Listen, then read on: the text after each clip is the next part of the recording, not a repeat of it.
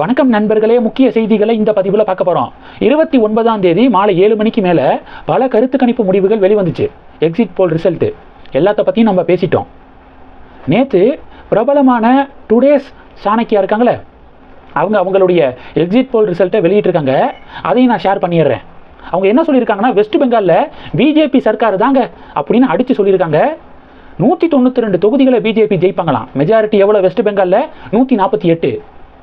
அவங்க எவ்வளோ நம்பர்ஸ் கொடுத்துருக்காங்க? 192 தொகுதிகளை பிஜேபி ஜெயிப்பாங்க அப்படின்னும், டிஎம்சி 100 தொகுதிகளை ஜெயிப்பாங்க அப்படின்னும், அதர்ஸு 2 தொகுதிகள் அப்படின்னு நம்பர்ஸ் கொடுத்துருக்காங்க. ஓட் ஷேர் அடிப்படையில் பார்த்தீங்கன்னா பிஜேபி 48 விழுக்காடு வாக்குகளையும் டிஎம்சி 38 விழுக்காடு வாக்குகளையும் வாங்குவாங்க அப்படின்னு சொல்லியிருக்காங்க. இது வெஸ்ட் பெங்கால். கேரளாவை பொறுத்த வரைக்கும் பிஜேபி 7 தொகுதிகளை ஜெயிப்பாங்க அப்படின்னும், இடதுசாரிகள் கூட்டணி 64 தொகுதிகளையும், காங்கிரஸ் கூட்டணி 69 தொகுதிகளையும் ஜெயிப்பாங்க அப்படின்னு நம்பர்ஸ் கொடுத்துருக்காங்க, ப்ரிடிக்ட் பண்ணியிருக்காங்க. கேரளாவை பொறுத்த வரைக்கும் ஹங் அசம்பிளியாக இருக்கும், தொங்கு சட்டசபையாக இருக்கும், யாருக்கும் மெஜாரிட்டி மார்க்கு கிடைக்காது அப்படின்னு கணிப்புகளை வெளியிட்டிருக்காங்க. இது கேரளாவை பொறுத்த வரைக்கும். பிஜேபி தான் அங்கே கிங் மேக்கர். அடுத்து அஸ்ஸாமு 102 தொகுதிகளை பிஜேபி ஜெயிப்பாங்களாம். அஸ்ஸாமில் ஹிமந்த பிஸ்வ சர்மா தான் மறுபடியும் சிஎம். அஸ்ஸாமில் ஹேட்ரிக்காக பிஜேபி ஜெயிக்கிறாங்க. 102 தொகுதிகளாம். காங்கிரஸ் வெறும் 23, அதர்ஸு 1. இது அஸ்ஸாமு. டுடே சாணக்கியாவுடைய இந்த கருத்து கணிப்பு முடிவு பேசு பொருளாக மாறி இருக்குங்க. பாஜக தொண்டர்களுக்கு எது பயங்கர குசி தெரியுமா? இங்கே தமிழ்நாடை சொல்லவே இல்லையே அப்படின்னு சில பேர் கேட்கலாம். தமிழ்நாடுக்கு செப்பரேட்டாக தனியாக ஒரு வீடியோவே போடுறேன் இந்த எக்ஸிட் போலை பற்றி. இப்போது வெஸ்ட் பெங்கால், கேரளா, அஸ்ஸாமை பற்றி நம்ம பேசிட்டோம். பாஜக தொண்டர்களுக்கு எது மகிழ்ச்சினா, அப்கோர்ஸ் எல்லா மாநிலங்களையும் ஜெயிக்க பாஜக விரும்புவாங்க. எல்லா மாநிலங்களுக்கும் சேம் எஃபர்ட் தான் போடுறாங்க. ஆனால் வெஸ்ட் பெங்காலில் எப்படியாவது ஆட்சியை பிடிக்கணும்.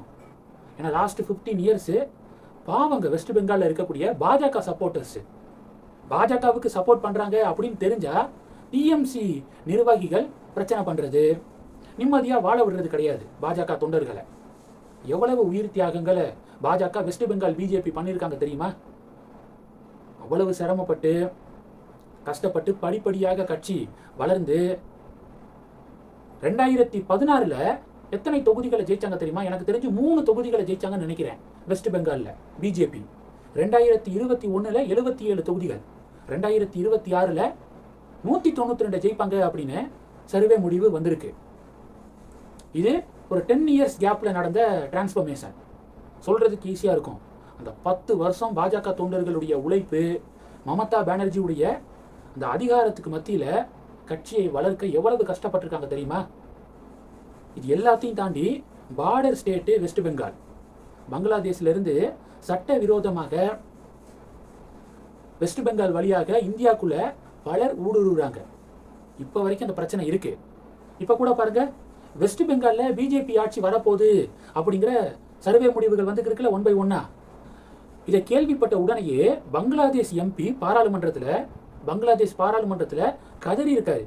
அக்தர் ஹொசைன் அப்படிங்கிறவர் கதறி இருக்காரு. வெஸ்ட் பெங்காலில் பிஜேபி சர்க்கார் வரப்போகுது அப்படிங்கிற சர்வே முடிவுகள் கவலை அளிக்கிறது தனக்கு.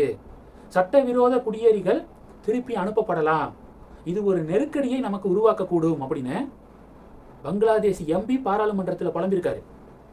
இதிலிருந்தே பங்களாதேஷில் பிஜேபி ஆட்சி எவ்வளவு முக்கியத்துவமானது அப்படிங்கிறத உணர முடியும்.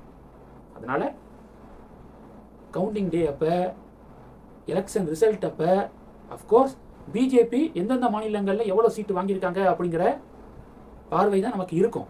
அது எல்லாத்தையும் தாண்டி வெஸ்ட் பெங்காலில் தான் கொஞ்சம் கூடுதலாக ஃபோக்கஸ் வெஸ்ட் பெங்கால் மேலே தான் இருக்கும். எனக்கெல்லாம் பர்டிகுலராக தமிழ்நாடெல்லாம் கம்பேர் பண்ணும்போது வெஸ்ட் பெங்கால் தான். ஏன்னா இங்கே அவ்வளவு சிரமங்களை பாஜக தொண்டர்கள் ஃபேஸ் பண்ணிட்டு இருக்காங்க. அது எல்லாத்துக்கும் ஒரு விடிவு காலம் 2026 மே 4ஆம் தேதி பிறக்கும் அப்படிங்கிறதான் ஒவ்வொரு பாஜக தொண்டர்களுடைய பாயிண்ட் ஆஃப் வியூவாக இருக்குது. இப்போ வெஸ்ட் பெங்காலில் பிஜேபி ஆட்சி வரப்போகுது அப்படிங்கிற தகவல் வந்தோடனே இந்தி கூட்டணியில் இருக்கக்கூடிய பலர் கதற ஆரம்பிச்சிருக்காங்க. மமதாவை வீழ்த்தவே முடியாது அப்படின்னு ஒரு பிம்பத்தை கட்டமைச்சு வச்சுருந்தாங்க. அதை பிஜேபி மோடியும் அமித்ஷாவும் 10 நாள் 15 நாள் வெஸ்ட் பெங்கால்லேயே முகாமிட்டு கேம்பெயின் பண்ணி அந்த பிம்பத்தை சுக்கு நூறாக நொறுக்கியிருக்காங்க. இது இந்திய அலைன்ஸில் இருக்கக்கூடிய நிர்வாகிகளுக்கு கதறலை ஏற்படுத்தியிருக்கு. இந்த செய்திகளை பற்றி உங்களுடைய பார்வைகளை மறக்காமல் கமெண்ட் பண்ணுங்கள். தொடர்ந்து கனெக்டில் இருங்க. அடுத்தடுத்து நிறையா பதிவுகளை பார்க்க போகிறோம். நன்றி. ஜெய் ஹிந்த்.